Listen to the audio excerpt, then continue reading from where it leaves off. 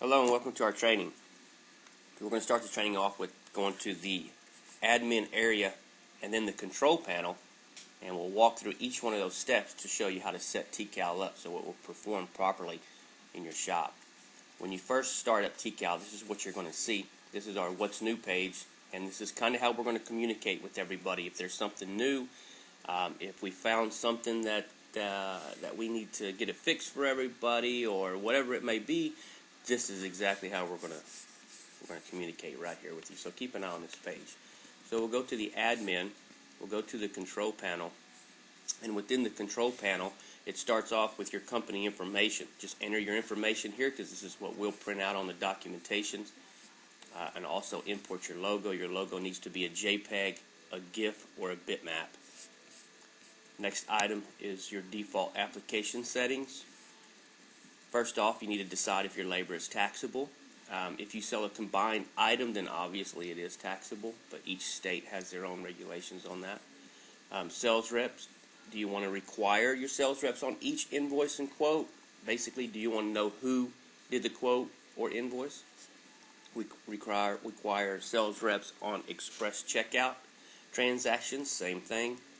We'll get into all of this later too, as far as express checkout, etc.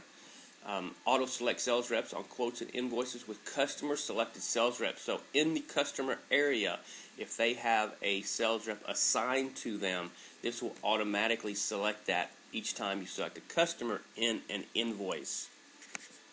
Invoice billing, TeeCal will keep track of your net 30 accounts. So if you want to decide when that net 30 will start, whether it be when you create the invoice or when you when the invoice the customer. So majority of everybody is when you invoice the customer, then we start ticking down those 30 days. But again, TeeCal will track that for you. This is the default area, so if you want to quickly run through a quote or an invoice, we want it to default to what we use the most. So we'll select. We'll say we're going to default to the printing first location. So I always, I'll print the first location first, so I want to quote that first. Now you can set this up in many ways. I have this system set up so that I'm going to charge for a first print location, and then I'll have a different price for the second print location, and we'll go through that when we get down in that area. One embroidery charge. I have a lot of different markups, and we're going to talk more about markups when we get to that area. So we'll just default to the light. The catalog I want to default to will be Broder. This is 2011. Our 2013s are coming out right now as I'm making this video, and this is January 2013, by the way. So you'll have the new catalogs. And then I get case price, so I'm going to go ahead and give my customer case price. Now that's strictly up to you on how you want to do that. Oversized pricing, now we're going to discuss that for just a minute and then we'll proceed. But if you select oversized pricing, what that means is if you're telling your customers across the counter that your 2X's are $1.50 more, for instance, and your 3X's are $2 more, if you want TeeCal to price that exactly that way, you must select oversized pricing. The reason behind that is TeeCal will price your 2X, 3X, 4X, etc. the same way your small to extra larges are priced.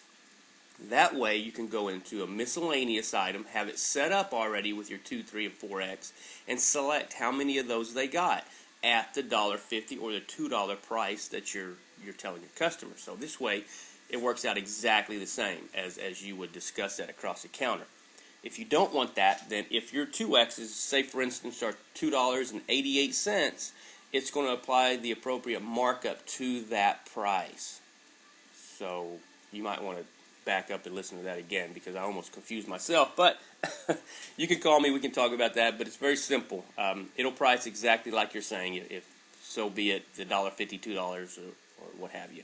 So we'll go ahead and move forward now that we have our default set. Sales reps, pretty self-explanatory. If you have sales reps on commission, you have different options for that. You can commission them on gross. You can commission them on profit margin. They can be not commissioned, but you need your sales reps in there so they can put that on your invoice and quotes. Sales tax, put your sales tax rate in here, save it, select it as a default. These are terms. If we left a term out that you provide, you can add that at any time by clicking the add button at the bottom. Scheduling. Scheduling is, this area is set up mainly for if you're going to schedule your jobs. So what you want to do first of all is you'll want to come in here and you're going to want to select and input all of your holidays that you do not work. So if you're off on Thanksgiving or you're off on Christmas, we need to go ahead and input that. So once we have our holidays input, you'll come down here and you'll actually put in the days you work. So we'll just say we start at 7, we take lunch at 11, okay, how about 12? We come back at, say, 1 o'clock. We close at, we're going to say we're going to close at 4 p.m. But if there's overtime, the maximum that I'm going to allow anybody to work is what I'll put here. Now, you'll stipulate if you want to schedule for overtime or not. So if you do work over once in a while, you need to have some time in here so that TeeCal will allow you to schedule for that. And we'll say 8 p.m. And this will be considered a normal work day. So you'll proceed through here and you'll stipulate all the times, etc., just like we did. If you do work on Saturday, but you only work on Saturday on overtime, you can select overtime only so it won't schedule Saturday unless you specify it's an overtime job. Now, these are just for appointments. If you're going to use the system for appointments too, you can put an expiration date on here so they will be removed as you progress through the time. Okay, we'll go ahead, customer settings. This is just categorizing how the customer found you, if there was a referral, etc. Now, customer history on our customers tab, and I'm going to go ahead and show you what that is. If I select a customer and I come over here to the history, it's going to show me the history of what that customer has bought from me in the past. Now, back to the control panel, I can stipulate the days that I want to show here. So what we don't want to do is we don't want to put a crazy amount. We don't want to put 10,000 days because we want the system to run fast all the time. So if we're loading 10,000 days of information, it's almost a waste. You can always go to reports and you can always look back as far as you want to look back on any customer. But for loading purposes, when the software starts up, what we want to do is we want to put a time in here that how far we want to see. So I suggest putting 2 years, or less, somewhere. We'll just say 700 days. We'll put in here, and that way, if it's past that, then we can go to reports and we can find it fairly easily. So we'll go ahead and move forward. The quote settings. Another option we have here to keep the system running quickly without bogging it down with a bunch of information is if you give a quote and you specify my quotes are good for 30 days or 60 days, well, once that time passes, we need to remove those. We need to clean our system up. So if you say quotes expires after, we'll say 30 days. So just for grins, I'll put 40 to give myself 10 extra days, and I want to select automatically delete quotes after they expire. Because once I hit that 40-day mark, TeeCal will remove them. It will delete them. It's gone forever. But keep in mind, with the cotton prices going up and down, it's probably a good idea to have them requoted after that expires anyway. So let's go ahead and get them out of the system. Allow printing comments. We have this for invoices and quotes. On an invoice, at the very bottom, we have an area that you can make a comment, and this is how you can kind of communicate through your shop too.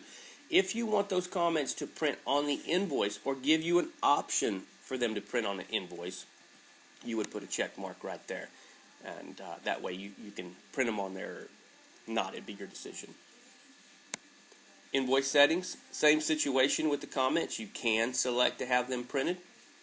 Your disclaimers are here, your artwork disclaimers. Now we give you an option in our system to duplicate an invoice. So if your customer calls back 3 months later and says, hey, I want to do the same thing again, you can easily go to that invoice, hit duplicate, and all your information comes back, including production, everything. Now, you can modify that too. If he wants to change a few sizes around, fine, go ahead and do that. Because that's a perfect opportunity. You don't have to put all the production information back in. You just modify it a little bit and you're good to go. This area right here tells me or you at what point do you want to be able to duplicate that invoice. So if you want to be able to duplicate an invoice when it's brand new, you can. If you say, nah, let's wait till it's completed, then you can do that too. So you'll stipulate when you would like it to be able to complete. And I'm going to select production completed. So once the work is done, at that point in time, I can duplicate. Or later on down the road, I can duplicate at any point in time as long as production has been completed. And I like to allow to print comments because I can select what comment I even want to print on the invoice. So we'll go ahead and we're going to move forward again. Express checkout. This is just an area you can put a disclaimer. Express checkout is our point of sale system, and we will get into that later on in later videos. Okay, moving forward. Payments and refunds. This pretty much just stipulates what type of payments you'll accept. We've covered a whole bunch of them here, but if something's left out, feel free to put in anything you would like. Credit card processing. We've teamed up with a company called Charge It Pro. If you would like to take credit cards through TeeCal and get rid of all this other equipment or whatever you have laying around you're using on your counters, you can do that. Just get in contact with Charge It Pro and they'll get you set up rather quickly. They've also guaranteed to me that they will meet or beat whatever swipe charges you have. So it could be lucrative. So give them a call and see if this is something you would like to do. Manual input history. We have an option in our invoicing that you can physically do a manual input. So you can put my red shoes for this guy once, or for $10, or it doesn't matter, anything you want. So what will happen is if you select to keep that, it'll be stored so that if you ever want to resell those, it's quickly referenced. And here, this is the area that you can come in and do the cleanup. So if I decide I don't want to put these anymore or have these here anymore, I can actually delete each item as we go, so I can keep it where it's don't have 1,000 things going on here. Strictly just cleanup area. So we're going to move forward to our charges, miscellaneous charges. So pretty self-explanatory. Miscellaneous charges is going to be anything that we don't have a production price for. As you can see, I've listed a bunch of off-the-wall stuff here. Color changes, screen charges. Here's my up charges we spoke about earlier. Process color matching system, on and on. This is where we're going to put all that information, and we'll select that on invoices later on in the videos, and I'll show you how that works. Heat press charges, put all your heat press charges in here. Anything associated with heat press, we need to charge for it, and we need to get a price. Now, as you can see, I have a cost next to these. Now, I just went ahead and put the cost the same as the price, but if you truly know your cost and you want TeeCal to give you a profit margin, then you need to put in what your cost is for each one of these items so that TeeCal can accurately calculate the cost for these items. So markup and pricing grids. We're going to go into this in part 2. So you're going to have a part 1 and a part 2 on Control Panel. So this concludes part 1. So if you want to proceed through the Control Panel, please click on part 2, and we'll get through the rest of it.